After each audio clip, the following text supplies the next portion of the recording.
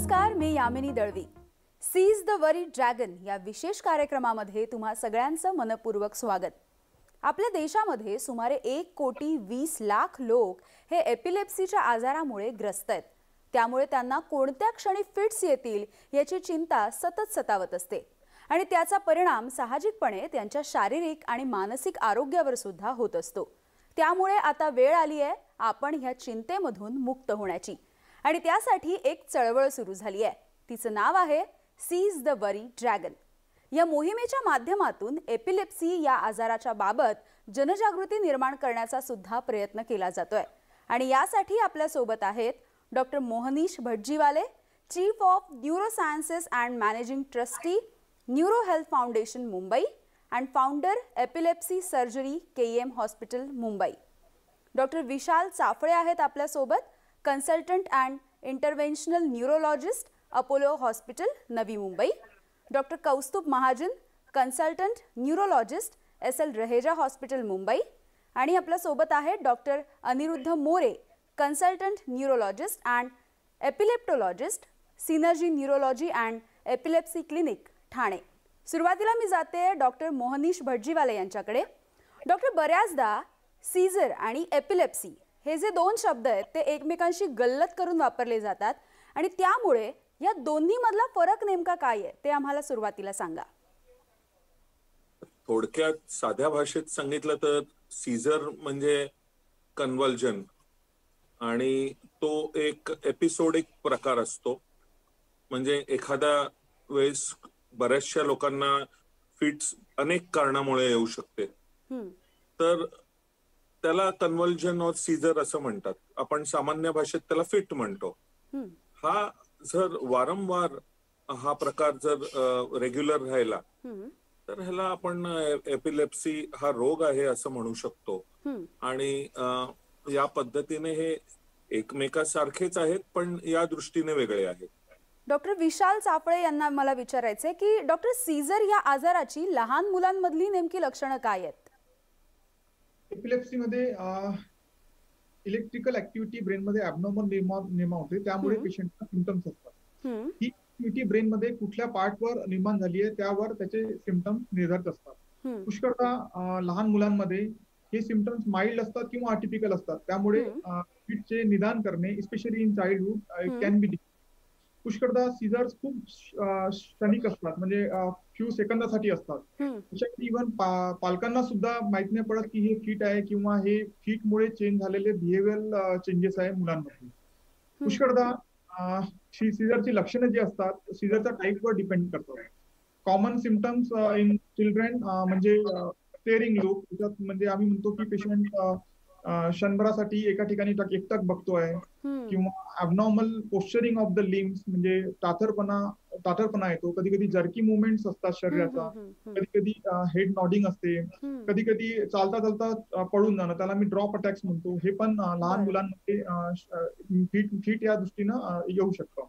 कधी पुष्कळदा लहान मुलं श्वास रोखून धरतात, त्याला मी ब्रेथ होल्डिंग स्पेल म्हणतो. हे पण फिटच्या लक्षणं असू शकतात. पुष्कळदा टीचर्स कंप्लेंट करतात की हा लक्ष देत नाही शाळेमध्ये आणि याचं शैक्षणिक प्रोग्रेस थोडी स्लो झाली आहे. हे पुष्कळदा अपसिंग सीझर मध्ये होतं, जे लहान मुलांमध्ये खूप कॉमन असतं. ह्या सगळ्या गोष्टी समजा येत असेल तर पालकांनी इमिजिएटली आपल्या केअर गिव्हरशी कॉन्टॅक्ट करावा आणि दाखवावं, कारण हे सगळे आखरीचे लक्षण असू शकतात. म्हणजे पालकांनी ही जर लक्षणं मुलांमध्ये आढळली तर तातडीने डॉक्टरांकडे दाखवण्याची गरज आहे. डॉक्टर कौस्तुभ महाजन यांना विचारायचंय की डॉक्टर, एपिलेप्सी हा आजार जो आहे किंवा ही जी व्याधी आहे ती संसर्गजन्य आहे का? म्हणजे एखाद्या व्यक्तीला जर एपिलेप्सीचा त्रास होत असेल तर त्याच्या आसपासच्या व्यक्तींना सुद्धा तो होऊ शकतोय का? तर सिम्पली पुट नाही, याचं उत्तर नाही आहे. त्याच्यासाठी आपल्याला एपिलेप्सीचे कारण का होतं ते कळायला पाहिजे. जेव्हा मेंदूमध्ये काही सर्किट्स ओव्हर फायर करतात तेव्हा फिट्स येतात आणि जेव्हा हे वारंवार होतो तेव्हा एपिलेप्सी म्हणतात त्याला. ते असं का व्हायला पाहिजे मेंदूमध्ये? तर रक्तामध्ये जो ब्लिडिंग, हिमरेज, क्लॉट्स तर येऊ शकतात. तर एवढे सगळे कारण असून कधी कधी आम्हाला काहीच कारण भेटत नाही, त्याला आम्ही अनप्रोवोक्ड सीजर्स म्हणतात. युजली हे अनप्रोवोक्ड सीजर्सचे प्रोग्नोसिस चांगला असतो आणि त्यांच्या गोळ्या लवकर बंद करू शकतो आम्ही. तर इट इज नॉट कंटेजियस. म्हणजे संसर्गजन्य नाही आहे मुळामध्ये हा आजार. नाही. ओके. डॉक्टर अनिरुद्ध मोरे यांना विचारायचंय मला की डॉक्टर, खरं तर हा आजार किंवा अशा प्रकारे ज्यांना त्रास होत असतो त्या व्यक्ती म्हणजे त्या उभ्या आयुष्यभर त्या चिंतेमध्ये जगत असतात, मात्र या आजाराबाबतची जी चिंता आहे, जे टेन्शन आहे, ते कशा पद्धतीने आपण कमी करू शकतो? तर बघा, एपिलिप्सी या आजारासाठी आजकाल आपल्याकडे फार प्रभावी औषधोपचार आहेत, अवेलेबल आहेत आपल्याकडे ऑप्शन्स खूप जास्त. तर 70 ते 80% जे एपिलेप्सीचे रुग्ण आहेत त्यांना फक्त व्यवस्थित औषधोपचाराने आपण त्यांचा एपिलेप्सी हा आजार पूर्णपणे कंट्रोलमध्ये आणू शकतो. फक्त एकच आहे की लवकर त्याचं निदान होणे फार गरजेचं आहे आणि लवकरात लवकर उपचार चालू करून योग्य तो उपचार चालू करणं आणि नियमित गोळ्या घेणं, नियमित औषधोपचार करणं ही सगळ्यात महत्वाची गोष्ट आहे एपिलेप्सी हा आजार कंट्रोलमध्ये आणण्यासाठी. पण हे 70 ते 80% जे कंट्रोल होतात औषधोपचाराने, त्याच्या व्यतिरिक्त साधारण 20 ते 30% लोक अशी असतात एपिलेप्सीचे की जरा 2 किंवा 3 प्रकारची औषधं चालून असून सुद्धा त्यांना वारंवार फिट्स येत असतात.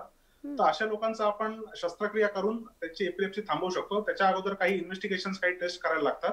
त्याच्यावरनं आपण हे आयडेंटिफाय करतो की मेंदूच्या कुठल्या भागातनं हे फिट्स ओरिजिन होत आहेत किंवा उत्पन्न होत आहेत. आणि तो एकदा भाग आपण आयडेंटिफाय केला तर तो भाग शस्त्रक्रिया करून आपण तेवढा भाग काढून टाकू शकतो. आणि अशा लोकांचे पण फिट्स, ज्यांना वारंवार फिट्स येतात औषधं चालू असून सुद्धा, त्यांचे पण फिट्स या शस्त्रक्रियेने थांबवू शकतो.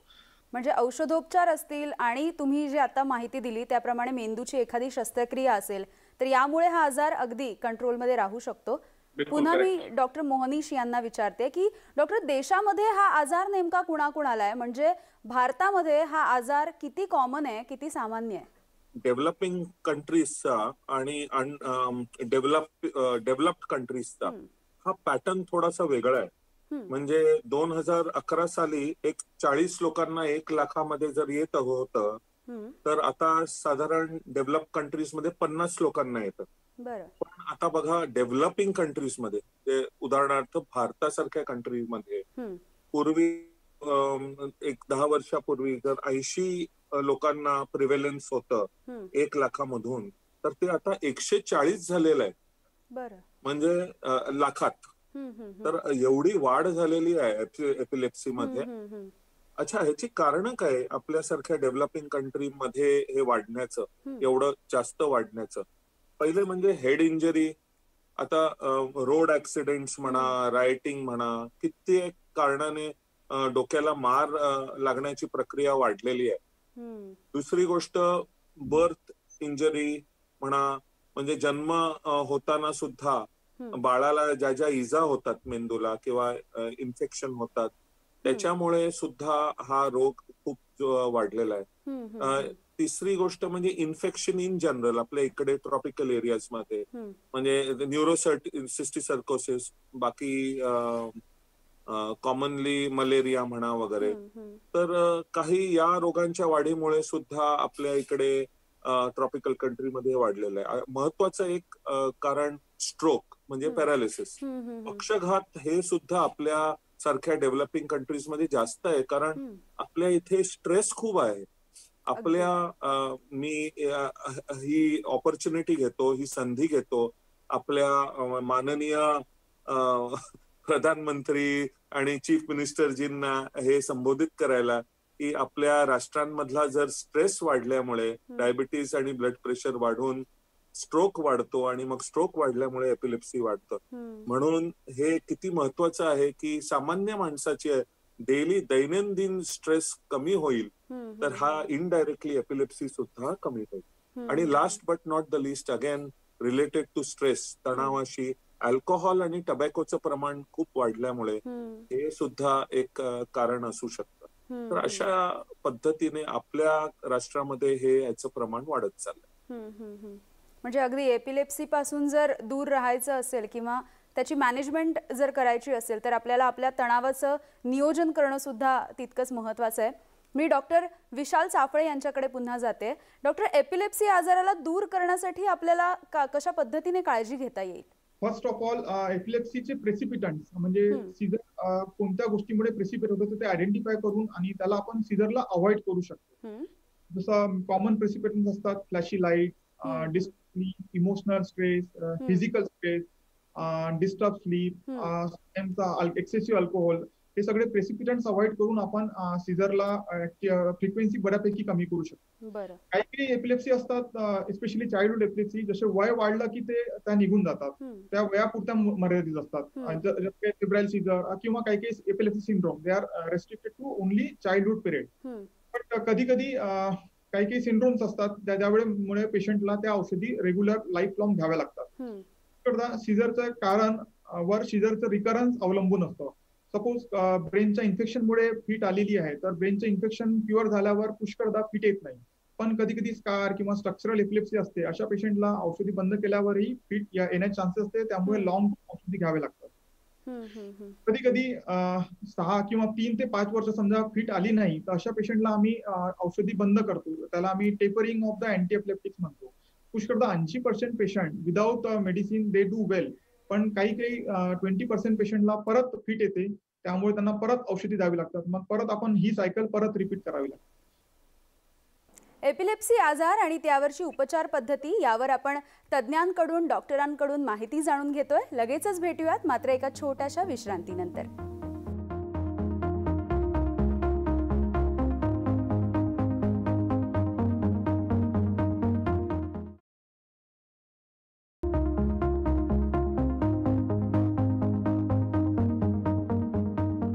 सीज द वरी ड्रॅगन ह्या कार्यक्रमामध्ये ब्रेकनंतर तुमचं पुन्हा एकदा स्वागत.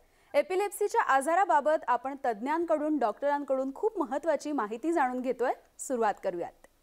डॉक्टर कौस्तुभ महाजन यांना विचारायचंय की डॉक्टर, एपिलेप्सीचा त्रास ज्यांना आहे त्यांना आपल्या आजूबाजूच्या व्यक्तींना किंवा आपल्या मित्रमैत्रिणींना याची माहिती देण्याची गरज आहे का? कारण सतत म्हणजे हा जो स्ट्रोक आहे हा कधी सुद्धा येऊ शकतो आणि त्यामुळे ही माहिती देण्याची गरज वाटते. ऍक्च्युअली हा इज अ व्हेरी इम्पॉर्टंट प्रश्न. युजली आम्ही बघतो की आम्ही कितीही सांगितलं तरी पेशंट्स आणि त्यांचे नातेवाईक ही गोष्ट लपवतात. For obvious reasons, because there is a stigmata associated with this, which actually through this channel I would like people to know की patients with fits can live a normal life. They can have a normal नोकरी, normal शादी आणि नंतर मुलं बाळ सगळं normal असू शकतं. So this stigmata should come out, and it is our responsibility that this should come out.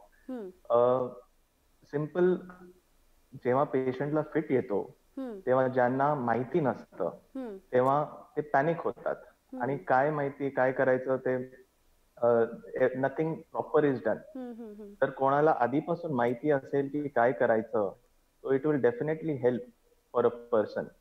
Sometimes it becomes very unpredictable. कधी येऊ शकतं फिट्स.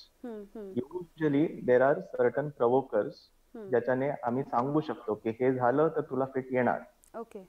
काय कारण, तर जर तुमच्या आजूबाजूच्या मित्रांना जर तुम्ही कळवलं असेल तर ते काळजी घेणार तुमची की तुम्हाला हे गोष्टी तुम्ही नाही करायला पाहिजे. गोळी चुकवणं किंवा दारू पिणं किंवा झोप कमी होणं, या गोष्टीपासून मग ते लांब ठेवू शकतात. तर माझ्या मते तुमच्या आजूबाजूच्या मित्रांना सांगितलं तर बरंच आहे, पण तो स्टिग्मा आहे तो काढणं मीडिया आणि डॉक्टर्सचं इम्पॉर्टंट काम आहे की तो स्टिग्मा निघायला पाहिजे. डॉक्टर अनिरुद्ध मोरे यांना एक प्रश्न विचारायचा आहे. थोडासा काळजीचा प्रश्न आहे मात्र फार महत्त्वाचा आहे की एपिलेप्सीच्या आजारामुळे व्यक्तीचा मृत्यू सुद्धा ओढावू शकतो का? हा, एपिलेप्सीच्या आजारामध्ये व्यक्तीचा मृत्यू होऊ शकतो, पण त्याची कारण तुम्ही बघाल तर थोडीशी वेगळी आहेत. म्हणजे एपिलेप्सीचा रुग्ण आहे याच्यामध्ये 3 प्रकारे त्याला मृत्यू म्हणजे होऊ शकतो. सगळ्यात पहिलं म्हणजे थोडंसं सरप्राइझिंग कारण आहे की अपघातामुळे मृत्यू होतो अशा लोकांचा जास्त. म्हणजे फॉर एक्झाम्पल एपिलेप्सीचा जेव्हा एखाद्याला फिट किंवा अटॅक येतो तेव्हा पेशंट बेशुद्ध होतो. तर अशा वेळेला पेशंट समजा ड्रायव्हिंग करत असेल किंवा एखाद्या उंच ठिकाणी उभा असेल किंवा स्विमिंग करत असेल तर अशा वेळेला अनकॉन्शियस झाल्यामुळे त्याच्याशी रिलेटेड होणारे जे इंजुरीज आहेत किंवा ड्राउनिंग होऊ शकतात स्विमिंग करत असताना किंवा तलावाजवळ उभा असेल तर त्यामुळे एक म्हणजे मेनली इंजुरीजमुळे एक मृत्यू होण्याचं प्रमाण जास्त आहे एपिलेप्सीच्या पेशंटमध्ये. याच्या व्यतिरिक्त एक स्टेटस एपिलेप्टिकस नावाचा एक प्रकार असतो एपिलेप्सीमध्ये, ज्याच्यामध्ये पेशंटला वारंवार फिट्स येतात. म्हणजे त्याच्या फिट्स थांबतच नाही, continuously for half an hour and more ते फिट्स आर कंटिन्युइंग, म्हणजे ते कंटिन्युअस वारंवार येतच असतात. तर ही थोडीशी डेंजरस कंडिशन आहे आणि it is a medical emergency. ते स्टेटस एपिलेप्टिकस झाल्यावर immediately patient has to be taken to the hospital and treatment has to be started immediately and that otherwise it can lead, त्याच्यानी मृत्युमुखी पडू शकतो patient जर व्यवस्थित लवकरात लवकर उपचार नाही केले तर. याच्या व्यतिरिक्त अजून एक प्रकार आहे ज्याला आपण म्हणतो सुडेप. सुडेप म्हणजे sudden unexpected death in epilepsy patients. तर ह्याच्यामध्ये काय होतं की फिट्स येत असताना पेशंटचा अचानक मृत्यू होऊ शकतो काही स्पेसिफिक कारण नसताना. पण ह्याचं प्रमाण एकदमच नगण्य आहे. म्हणजे जर तुम्ही मला विचाराल तर 1000 एपिलेप्सीच्या व्यक्तींमध्ये फक्त एकालाच असं होऊ शकतं की फिट्स येताना मृत्यू होऊ शकतो, पण ते प्रमाण खूप नगण्य आहे. पण मेजॉरिटी जे कारण आहे एपिलेप्सीच्या पेशंटमध्ये मृत्युमुखी पडण्याचं ते म्हणजे त्याच्यातनं निर्माण होणारे अपघात. तर हे मृत्यूचं एकदम सिंपल आहे टाळणं. ते म्हणजे व्यवस्थित नियमित जर तुम्ही औषधोपचार घेतले आणि हा आजार नियंत्रणात ठेवला तर बिलकुल आपण हे मृत्यू पडण्याचं प्रमाण जे आहे ते एकदम नगण्य करू शकतो याच्यामध्ये. म्हणजे ज्या व्यक्तींना खरं तर वारंवार फिट्स येत आहेत, म्हणजे तुम्ही सांगितल्याप्रमाणे 5 पेक्षा जर जास्त फिट्स त्यांना वारंवार येत असतील तर तातडीने त्यांना डॉक्टरांकडे घेऊन जाण्याची आणि त्यांना दाखवण्याची गरज आहे. डॉक्टर मोहनीश यांच्याकडे पुन्हा येते. डॉक्टर, आतापर्यंत आपण एपिलेप्सीच्या बाबतीमध्ये भारतामध्ये असणाऱ्या समज गैरसमजांच्या बाबतीमध्ये आता आपण बोलूयात, कारण अनेक ठिकाणी लोकांच्या मनामध्ये या आजाराबाबतची भीती तर आहे, मात्र लोकांना असंही वाटतं की हा आजार जो होतो तो कुठल्या तरी दुष्ट शक्तींमुळे होतो की काय सांगाल? हो, ही पूर्वकल्पना होती आजपर्यंत, कारण संशोधन यात झालं नव्हतं. आज MRI इमेजिंग, इलेक्ट्रोफिजिओलॉजी या सगळ्या गोष्टींमुळे आपल्याला माहिती आहे की बाकी सगळ्या रोगराईंसारखं सर्दी खोकला ज्याप्रमाणे व्हायरसमुळे होतो त्याचप्रमाणे काही स्ट्रक्चरल चेंजेसमुळे किंवा काही फिजिओलॉजिकल बायोकेमिकल चेंजेसमुळे आपल्या ब्रेनच्या फंक्शनिंग मध्ये कुठच्या तरी भागात काही गडबड होते, इलेक्ट्रिकल सर्किट्स डिस्टर्ब होतात आणि याच्यामुळे ही फिट होते. आणि आता हे फार सुंदर पद्धतीने व्हिडिओ इमेजने पण प्रूफ करता येतं की ज्या भागामध्ये मेंदूच्या डिस्टर्बन्स आहे त्याचं प्रतिबिंब हे शरीरावर होतं. म्हणजे माझ्या लेफ्ट साइडच्या मोटर एरियामध्ये असेल तर राईट साइडचा माझा हात किंवा पाय लगेच झटकायला लागेल. तर एवढं जिथे संशोधन स्पष्ट करतं की ही एक शारीरिक व्याधी आहे, तर तिथे बाकीच्या गोष्टींचा समावेश कमी यायला हवा. म्हणजे हे जे समज गैरसमज जे आपल्या समाजामध्ये आहेत ते सुद्धा दूर होण्याची खरंच गरज आहे. फार सोप्या पद्धतीने जर हे सत्य जर आपण पुढे आणलं लोकांच्या पुढे की हा सुद्धा बाकीच्या रोगांसारखा एक रोग आहे, तर हे सहजपणे जाण्यासारखी गोष्ट आहे. यामध्ये आणखी एक गैरसमज आहे लोकांमध्ये, तो सुद्धा मला विचारायचा आहे डॉक्टर विशाल यांना, की अपस्मारच्या दरम्यान रुग्ण आपली जीभ सुद्धा गिळतात असाही दावा काही जण करतात. त्याबद्दल काय सांगाल? जीभ गिळणं हा प्रकार नसतो. Actually it is a miss interpretation. Feet मध्ये काय होतं की जे आपले स्नायू किंवा मसलवरचा कंट्रोल जातो तसा जीभवरचा कंट्रोल, जिभेवरचा कंट्रोल जातो आणि अशा पेशंटला दातकिडी बसते because abnormal contraction of the जॉ मसल होतं. त्यामुळे अशा याच्यात जीभ दातामध्ये येऊन जिभेला टंग बाईट किंवा सिव्हिअर इंजुरी होण्याची शक्यता असते. तर अशा पेशंटला पुष्कळदा आपल्याला असतो की आपण त्यांची जीभ वाचवण्यासाठी पुष्कळशे लोक चम्मच किंवा हात टाकायचा प्रयत्न करतात. ऍक्च्युली असं करायला नको. असं केल्याने ते आपल्या पेशंटला पण इंजुरी करू शकतात किंवा स्वतःचा हात पण दुखापत करू शकतात. अशा वेळी पेशंटला सुरक्षित जागी ठेवणे किंवा एक लेफ्ट लॅटरल पोझिशनला ठेवून देणे दॅट इज सफिशियंट. एपिलेप्सीच्या बाबतीमध्ये बरीच माहिती आपण घेतो आहोत, प्रेक्षकांपर्यंत सुद्धा पोहोचवतो आहोत, मात्र यामधला आणखी एक घटक की महिला वर्गाच्या काही वेगळ्या समस्या असतात डॉक्टर, म्हणजे प्रेग्नन्सी असेल, मेनोपॉज असेल, संतती नियमनाच्या काही गोष्टी असतील. तर यावेळी खरं तर महिलांच्या शरीरामध्ये हार्मोनल बदल जो आहे तो मोठ्या प्रमाणामध्ये होत असतो आणि बऱ्याच वेळा असं सुद्धा आढळून येतं की मासिक पाळीच्या दरम्यान स्त्रियांना अनेक प्रकारच्या अपस्माराला सामोरं जावं लागतं आणि मग त्यावेळी स्त्रियांनी नेमकी काय काळजी घ्यायला हवी? डॉक्टर कौस्तुभ, काय सांगाल? काही बायकांना मेन्सेसच्या आधी फिट्स येण्याची शक्यता वाढते. जसे काही प्रवोकर्स म्हणत होतो आपण, तसे मेन्सेसच्या वेळी जे हॉर्मोनल चेंजेसच्या वेळी होऊ शकतं. That is not to all females, काही बायकांनाच. आणि त्या एपिलेप्सीला एक टर्म पण आहे, कॅटामेनियल एपिलेप्सी. तर असल्या वेळी या बायकांना माहिती असतं की मला फिट येण्याची शक्यता वाढणार. खूप पेशंट्सना फिट येण्याच्या आधी एक 3-4 मिनिटं आधी त्यांना ऑरा समजतो एक वॉर्निंग समजतं त्यांना की मला फिट येणार आहे. त्यांना काहीतरी वास यायला चालू होतो, त्यांना काहीतरी दिसायला चालू होतो. So once these warnings are known, they know की दे गेट अ फिट. त्याच्या आधी पण काही लोकांना कळतं if every menses she is getting a fit. तेव्हा ते ऍडिशनल मेडिसिन्स देतो आम्ही. एक टेम्पररी औषध आम्ही त्या दिवसांसाठी मेन्सेसच्या जस्ट आधी 2 दिवसापासून चालू करतो आणि मेन्सेस संपेपर्यंत ते घ्यायला सांगतो. आणि then they should be pretty stable during that episode or the seasonal change. यालाच जोडून आणखी एक प्रश्न आहे की ज्या स्त्रियांना एपिलेप्सीचा आजार आहे आणि त्यांना आई होण्याची सुद्धा इच्छा आहे, त्यांच्यासाठी हा धोका कितपत असू शकतो? तर याच्यामध्ये आपल्या समाजामध्ये एक गैरसमज आहे की एपिलेप्सी असलेल्या ज्या स्त्रिया आहेत त्या प्रेग्नंट नाही होऊ शकत किंवा गर्भवती नाही होऊ शकत. हा एक मोठा गैरसमज आहे. तर एपिलेप्सी असणाऱ्या स्त्रिया या नॉर्मल स्त्रियांसारख्याच प्रेग्नंटही होऊ शकतात आणि त्यांना होणारं मूल हे निरोगी असू शकतं. फक्त एकाच ह्याच्यामध्ये थोडेसे इम्पॉर्टंट गोष्टी आहेत. ते म्हणजे की व्हेनेवर जेव्हा पण एखादी स्त्री, एपिलेप्सी असलेली स्त्री प्रेग्नन्सी प्लॅन करत असेल तर शी शुड कन्सल्ट हर डॉक्टर. म्हणजे तिने डॉक्टरांचा योग्य तो सल्ला घ्यावा. कारण काही औषधं अशी असतात जे आपण प्रेग्नन्सीमध्ये देऊ नाही शकत किंवा लो डोस मध्ये द्यायला लागतात. तर डॉक्टरांच्या सल्ल्याने डॉक्टर प्रेग्नन्सी प्लॅन करायच्या अगोदर ती तुमची औषधं बदलू शकतात. दुसरी गोष्ट, प्रेग्नन्सी प्लॅन करण्याच्या अगोदर एपिलेप्सीचा आजार हा कंट्रोलमध्ये असणं पण आवश्यक आहे. तर त्याच्यामुळे डॉक्टरांचा सल्ला घेऊन एकदा हा आजार व्यवस्थित कंट्रोलमध्ये आला त्यानंतर तुम्ही प्रेग्नन्सी प्लॅन करू शकता.